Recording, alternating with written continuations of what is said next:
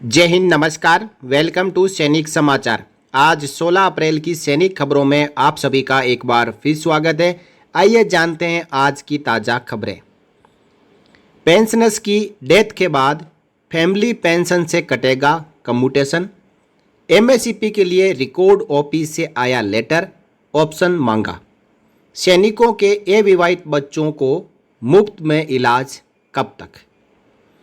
PCDA ने भेजा 3 महीनों का डीआर एरियर पेंशनर्स के खातों में। कठुआ से छुट्टी लेकर घर जा रहे सेना के जवान की ट्रेन से मौत। और भारतीय सेना के इस कदम से चीन हुआ हैरान और परेशान। आइए जानते हैं खबरें विस्तार से।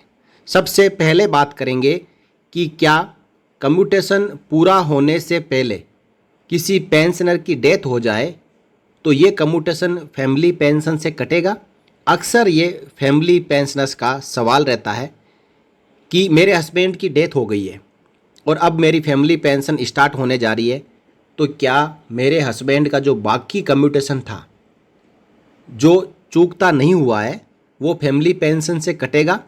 तो इसको लेकर 25 अक्टूबर 2022 को डीओपीपीडब्ल्यू ने अपने लेटर के जरिए बिल्कुल स्पष्ट कर दिया कि किसी सर्विस पेंशनर की डेथ हो जाए और उसका पूरा कम्यूटेशन रिस्टोर नहीं हुआ हो तो बाकी बचा हुआ कम्यूटेशन की किस्तें फैमिली पेंशन से नहीं कटेगी।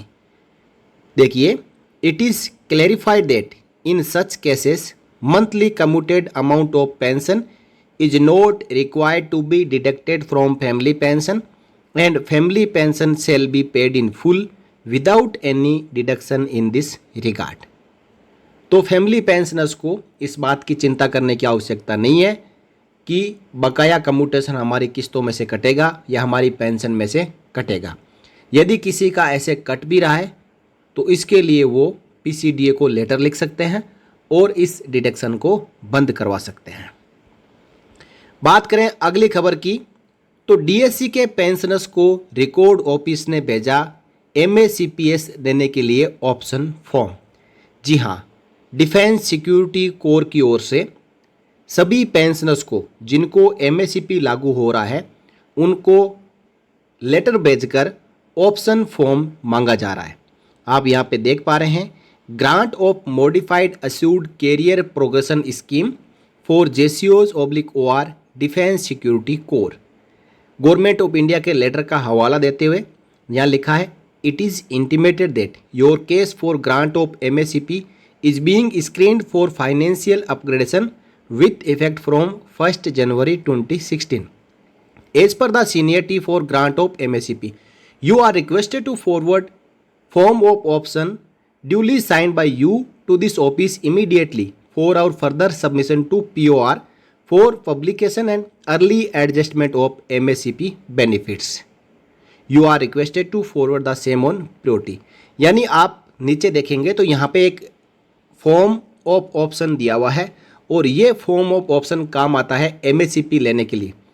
तो डीएससी रिकॉर्ड के जितने भी पेंशनर्स हैं और जिनको एमएससीपी ड्यू हो रहा है उनको रिकॉर्ड ऑफिस द्वारा फॉर्म भेजा जा रहा है। इस फॉर्म में अपने साइन करने हैं और वापस रिकॉर्ड ऑफिस को भेज देना है ताकि इसके ऊपर पार्ट ऑर्डर पब्लिश हो और तय समय पर एमएससीपी मिलना शुरू हो जाए। अब जिनको पता चल जाता है कि मेरे 8 साल हो चुके हैं और मुझे एमएससीपी ड्यू है, तो वो इस फॉर्म का इंतज़ार ना करें। फॉर्म आप अपने जहाँ पे भी डीएससी प्लाटून है उनके क्लर्क से इस फॉर्म को टाइप करवा के अपने साइन करवा के अपने रिकॉर्ड ऑफिस को समय से पहले भेज सकते हैं। तो रिकॉर्ड ऑफिस आपको लेटर भी नहीं भेजेगा और समय पर आपका पार्ट ऑर्डर पब्लिश हो जाएगा और एमएससीपी मिलना शुरू हो जाएगा। तो इस फॉर्म ऑफ ऑप्शन में क्या लिखा है, number rank name hereby opt for fixation of pay on promotion और MSCP to the rank of जो भी naik, havaldar, naib subedar, as noted vide as under. तो इसमें 2 ऑप्शन आते हैं, एक है कि प्रमोशन और एमएससीपी जो ड्यू है उसके लिए, और माई पे ऑन प्रमोशन और MSCPs to the rank of may be fixed from the date of my promotion और MSCPs that is from date. तो एक नेक्स्ट डेट ऑफ इंक्रीमेंट से आप फ़ायदा लेना चाहते हैं या फिर नेक्स्ट प्रमोशन और एमएससीपी ड्यू डेट से आप फ़ायदा लेना चाहते हैं अपनी सैलरी में, तो दोनों में से आपको यहाँ पे सेलेक्ट करना होगा, अपना साइन करना होगा और अपने रिकॉर्ड ऑफिस को भेजना होगा। बात करें अगली खबर की, तो ये खबर जुड़ी हुई है सैनिक के अविवाहित बच्चे को कितनी आयु तक मिलता है सेना के अस्पतालों में मुफ्त इलाज। जी हाँ, कई ऐसे सैनिक हैं जिनके बच्चों की, लड़के की या लड़की की उम्र 25 साल से ज़्यादा भी हो जाती है और वो अविवाहित यानी अनमेरिड रहते हैं, तो उनके लिए 8 अप्रैल 2016 को रक्षा मंत्रालय के DGFMS DG3 अल्फा की ओर से ये लेटर जारी किया गया है। इस लेटर के अनुसार age limit for Holi dependent children all ranks, सभी रैंक, JCO OR अधिकारी, तो इससे पहले 4 अप्रैल 2016 को लेटर जारी किया गया था और उसी के संदर्भ में ये लेटर जारी किया गया है। It is clarified that as on date there is no age limit restriction for entitlement of wholly dependent unmarried children of serving personnel. They are entitled for treatment at AFMS hospitals irrespective of their age। यानी किसी जवान JCO और अधिकारी के बच्चे जिन्होंने अभी तक शादी नहीं की है और वो उस जवान के ऊपर, JCO के ऊपर और अधिकारी के ऊपर डिपेंड है, तो उनके लिए एज कोई मैटर नहीं करता है। चाहे उनकी कितनी भी एज हो जाए, यदि अविवाहित है और डिपेंडेंट है तो उनको AFMS हॉस्पिटल्स यानी RR हॉस्पिटल, बेस हॉस्पिटल और साथ ही साथ जितने भी जो मिलिट्री हॉस्पिटल्स हैं उनमें इलाज मिलता रहेगा, मुफ्त में इलाज मिलता रहेगा, कैशलेस ट्रीटमेंट मिलता रहेगा। क्योंकि अक्सर ये सवाल उठता है कि 25 साल की एज लिमिट रखी हुई है, तो 25 साल होने के बाद ये ट्रीटमेंट बंद हो जाता है, लेकिन ऐसा नहीं है। जो अनमेरिड चिल्ड्रन है, सन और डॉटर, उनकी उम्र चाहे कितनी भी हो जाए, यदि वो अविवाहित है और डिपेंडेंट है तो उनको इलाज मिलता रहेगा। आइए बात करते हैं अगली खबर की। ये एक खुशखबरी है कि जनवरी से लेकर मार्च तक का जो 4% DR का एरियर है वो PCDA ने पेंशनर्स के खातों में क्रेडिट करना शुरू कर दिया है और 30 अप्रैल से पहले सभी पेंशनर्स को ये DR मिल जाएगा। कुछ पेंशनर्स को 15 अप्रैल 2024 को जनवरी से मार्च का 4% का DR एरियर PCDA ने दिया है। बाकी के कुछ पेंशनर्स को भी आज मिलेगा और इस प्रकार 30 अप्रैल तक सबको ये 4% का DR एरियर मिल जाएगा। बात करें अगली खबर की, तो ये एक दुखद खबर है। कठुआ से छुट्टी लेकर घर जा रहा था सेना का जवान, ट्रेन पकड़ते समय फिसलकर ट्रैक पर गिरा, मौके पर मौत। तो ये खबर आई है गुड़गांव रेलवे स्टेशन पर रविवार सुबह 5:30 बजे यानी 14 अप्रैल 2024 को स्टेशन से जा रही रानीखेत एक्सप्रेस पकड़ने के दौरान फिसलकर गिरने से एक सेना का जवान रेलवे ट्रैक पर आ गया। ट्रेन से कटने से उनकी मौके पर ही मौत हो गई। GRP थाना पुलिस ने शव को पोस्टमार्टम के लिए भेजकर उनके परिवारजनों को सूचना दे दी। GRP ने बताया कि पटौदी के जनोला गांव निवासी 36 वर्षीय संदीप सेना में हवलदार के पद पर तैनात थे। इस समय उनकी ड्यूटी जम्मू के कठुआ में थी। शनिवार को वो छुट्टी लेकर पूजा एक्सप्रेस से घर जा रहे थे। रविवार सुबह 5 बजे वे गुड़गांव रेलवे स्टेशन पर पहुंचे। पूजा एक्सप्रेस का पटौदी स्टेशन पर ठहराव नहीं है, इसलिए वे गुड़गांव से पटौदी जाने के लिए रानीखेत एक्सप्रेस पकड़ने जा रहे थे। वहां पे जो प्रत्यक्षदर्शी थे उन्होंने बताया कि सुबह करीब 5:30 बजे आई रानीखेत एक्सप्रेस जब गुड़गांव स्टेशन से छूटने लगी तब संदीप उसे भागकर पकड़ रहे थे।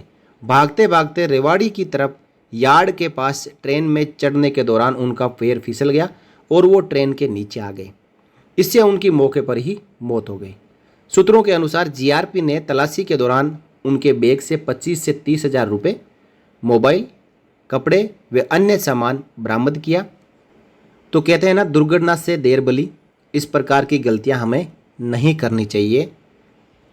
चलिए बात करते हैं अगली खबर की, जो कि भारत चीन बॉर्डर से आ रही है। चीन की बढ़ेगी आफत, ईस्टर्न कमांड में बनाई जाएगी नई सेना डिवीज़न। घाटी में सुरक्षा को लेकर यह है तैयारी। देखिए, पूर्वी लद्दाख में संभावित तैनाती के लिए एक नई सेना डिवीजन बनाने की लंबे समय से रुकी योजना को इस साल लागू किए जाने की पूरी संभावना है।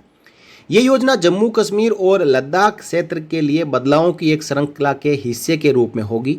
इससे चीन की तरफ सेना का घेरा बढ़ेगा।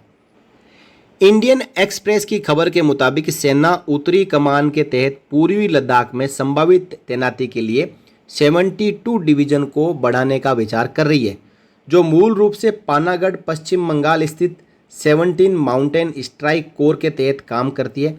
एक डिवीजन में लगभग 14 से 15 हज़ार सैनिक होते हैं। हालांकि अतिरिक्त मैन पावर की भर्ती के बजाय सेना अन्य संरचनाओं से नए डिवीजन में तैनाती के लिए मौजूदा कर्मियों को पुनर्गठित करने की संभावना है।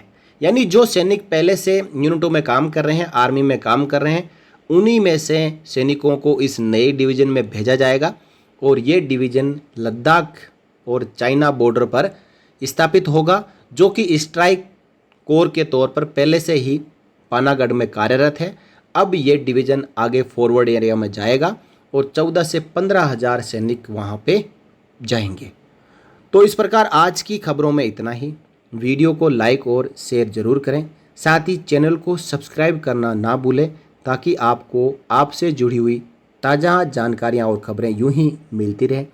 फिर मिलेंगे नए वीडियो में नई जानकारी के साथ। जय हिंद, जय Bharat, Vande Mataram. For more updates, subscribe to our channel and enjoy watching the videos.